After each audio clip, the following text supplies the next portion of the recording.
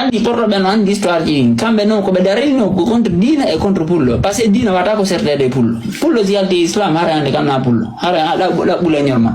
parce que pullo sanda ta ko islam en réalité c'est vrai ila wala no haro no islam no le rewita mon no certi lutu bebe mais toujours ko islam parce que non ne pullo ni islam dina fop ko non le nyol dina fop ko non le nyol la bay wonande dina wobbe ko ina ko futtata ni tum o yimbe tata no be fonctionner tan ko naturellement anda wadi luaji Europe do si tawi yayi ka ville ka porto ben tu hudi Europe do sa yayi ka ville ka porto tu hudi Europe ga ayata police gendarme ko rariyata parce que gendarme ko fi contrôle gol tajitobe ville on kandara ka otoje quoi mais ayata police fion parce que kambe on luaji be wadi kandar peji mabbe kambe ko naturellement e mabbe c'est-à-dire que porto dig hay wari 4h du matin hor lawol o brûle ta feu rouge parce que on naturellement bonone ma ko way non en fait donc ko yata ko fi hobbe tata na none mum kambe harebe mar tendance yawgol différent voilà donc dina kadi aw ko no way dina à l'origine ko wala ko fi discipline gol yimbe be tata na noni mumen mais be tata ko noni mum ko ambe ko naturel ma bene sanani ko benta les 7 interdits ka pula ku menda les 7 interdits et tout ça pula ku no fulbe be rewrayno no law avant yo inde islam ko islam e marafu do de islam ko islam re wujo kuno ne ko hala kambada ko hala ji hala arab da ko hala ji hala pula c'est tout mais ça wati ça sendiri ko même chose islam ina julu ko janga ma hora dum ko wal to ma fi ya wadu siya wuru selon islam julu gol horugol ko discipline ma ina do no zeti fallon ko parce ça hori déjà no mojan ma bandunu sellinte bandunu parce que bandunu no mar système immunitaire mais tawi da nyamude tout temps en fait bandunu wata nyawdade mais ça woni a nyamale rennu ko vite appareil digestif o reconstruit soto dum do moƴƴani bandunu après kadi hakkel kino moƴƴani ki parce que ça woni da deƴƴi ko dum be na méditation ko honnu ko joda ko ta deƴƴa har law mawɓe be hoore bada horugol haala tawi ke wona do par exemple balde dida wala ta hay goto ara ko korka me haala ina nyamugol de ara ko korka haala tawi nyamay mais a wala ta hay goto ay be ma biddo ma yoddeta parce que dum kadi sellina e mentalement silence wagol silence hara wolta wobbe ko nder suudu nata no ombito sago no wobbe ko sahara be gisa ko no be foti wobbe wada mo sin jungo be na mo no be hori ay ko duwol nata ay karburana be na kan nabi ka mariam jibino weni mono mo fotula o ndo la hori parce que har ko culture yi angal wolgol wobbe ko warno wayno ay kamen no har lawgo no wodi mawbe tata atawa be mo man jarba wolta awa donc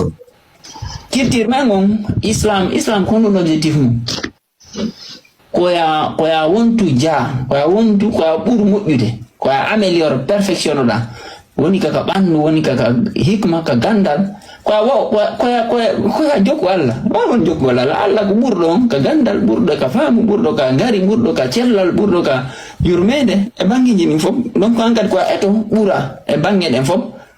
bange de subidale sa subike do e bange lam to hebu resi so lam wonta lando tande ko Allah woni lando ko jokkumo an ka jeto dawo lamuda mais ko wontu rewa lawol makko gon ko lawol gonga siratal mustaqim ko won fewdo sina rawata do de lawol fewgol sa fewa ay awata do de siratal mustaqim sa antika fewa ko non si porto be nangi ma falande da suli be ne ta sepu sa foti ga yare ni banda lawol fewgol jeto be nade ay awa Allah kadi ko jobi wa woni lawol fewgol parce que da way par exemple de lam wala wa dumbiya wala kudita hando da lam men gul lam don ko wontante yite ko dum Allah ni kalgura no ni seytan en fait o wonta dessus déception kala ko hebir la morde faire seytan asaki torto nise par exemple da fala do debbo mais debbo awata mo draguer de normal ya do da wala karam ko yagal hendo da madu jamforo da mu fenane penal ha hendo da ande do mo mais o wontante yite après c'est-à-dire que anisi do e nyande go mais sa rewri e lawol Allah ko lawol gonga e lawol pewal hara ko gonga wolta wona e gonga ayi awan wodi laawi didi fiya wo Allah mais o go lawol seytane awai Allah mi haray hina ko nandin tinno Allah mi haray na vraiment wa debbo fala do labede no yetta makeup awada makeup asike mo laba mi haray vraiment labaka même rewdo lawol allangol ko goddo par exemple jetto régime alimentaire wala sport e to sebina bandu no ha ngari makko ngi feña ay mais ko sa nandin tin sa rewi lawol seytane a heba par exemple wano do dumbuya ne mo lami ka mais andi o lamaki parce que honno intada lami mais sa taji tay ville capitale manga il faut jetta militaire ko buri 60 sori harani witir ba man an cercle ma andi da eji alamaki parce que si tay la ni la lami ma haray normalement binde man anda wona benando wali andi belamaki andi ko lamu fenande awa sa nandi tinike Allah ko dum inte lo diable ko feri ko jaebol le mot Dieu ko jaim ça prononce Dieu en ja en anglais ko Dieu ko non porte français be jetti o mot Dieu diable non andi don be waylali don ko ja able ko nandi ni e ja ko way wasta bi ko ndo woni Dieu parce que ja ko l'être suprême pour do bangi jini fop ko do woni Allah o jetti inde makko ne tigo ni o indane ko Allah ko mo woni kanko inde urde résime de koko woli 99 non on fop ko ja ça dit que mo buri e bangi jini fop bangi ko le suprême ko superlatif e bangi jini fop donc sa nandini ke non haray na vraiment dum mais anandintini ko dunte diable ça veut dire que wando ni layna do ko lando wano dumbu ya inte ko lando mais ko fenande na vraiment on état non ko état de diable parce que I want to combattre I want to hen contre wando vraiment lando ko du woni de diable andi hay neddo ando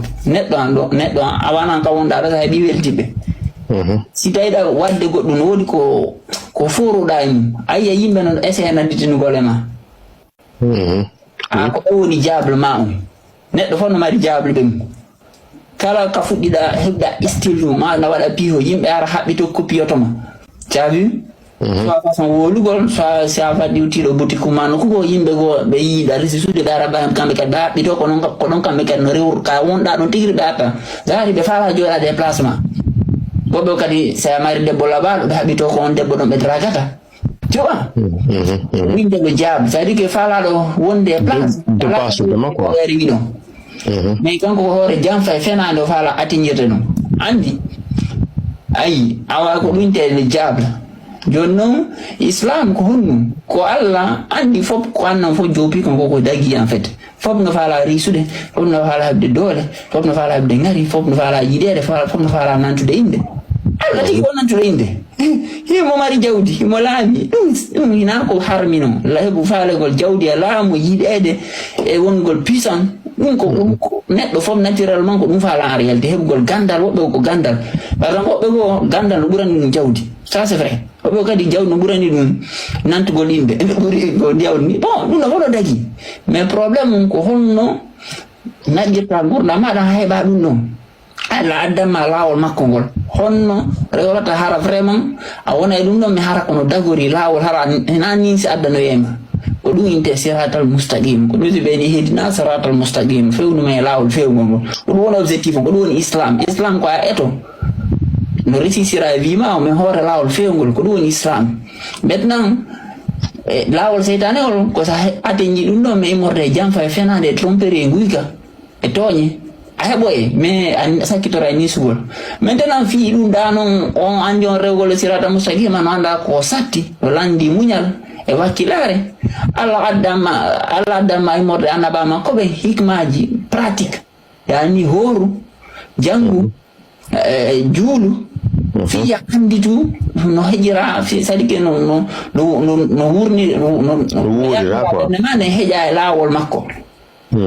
ko du no objectif on ina objectif on sa edo a juli lu la do wuro e mo goddo ga mo julata me o fenata wada commerce makko wujjata an a jule a hore me ayayi sa yayi ka commerce a wujje ala be mbudi me morre ngui ka fenani comme wala julude me o fenata wujjata comme buru wonde islam e dima islam ina affaire inde ina affaire ko hono menirta vima ase ko hor lawol fe ko dum ben ko hore jam fa lawol seytan ko dum woni objectif islam